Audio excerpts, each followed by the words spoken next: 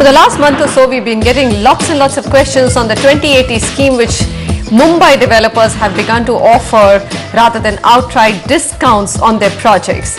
Now, many of these developers are betting their last buck on this scheme to beat the slowdown. Manasvi Gilani finds out what it actually means for the home buyer and builder, and we'll also get your top expert to analyze on what it means for you.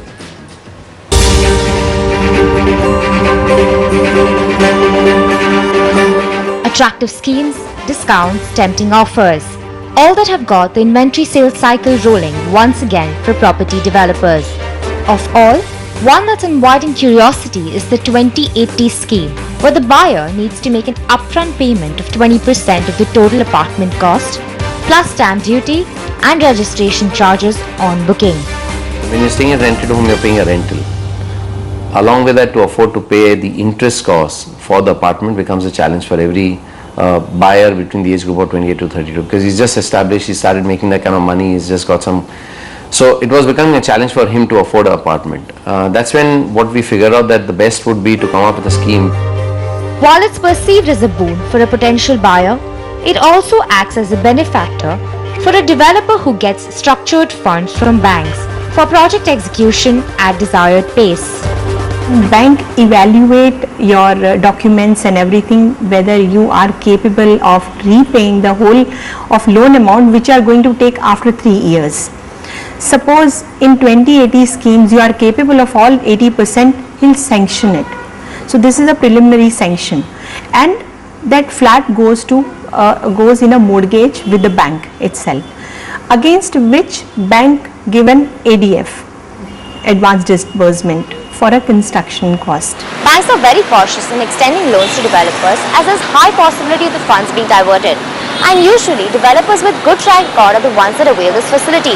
Whereas buyers, there's more to this that you need to know before you get lured and lock in your hard-earned money in those 4 walls. Experts make it clear that the scheme involves the builder factoring in the cost of pre-EMI into the launch price. Banks charge a high rate of interest, say 1.5% higher than the base rate for the scheme to the customers. And also, the customer has to pay the balance within the term period or possession, whichever is earlier, and most builders reveal this fact at a much later stage. One thing that you should definitely check is the fact whether you will start having to pay the balance amount or the interest on the balance amount after a certain period, 2 years or 3 years. If that is true, that's not what I would call a true 2080. The other thing that you should definitely check is liquidity during the construction period.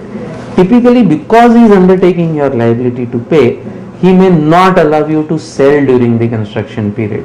That is something you need to check, because there is no earthly reason you should accept a restriction on your liquidity.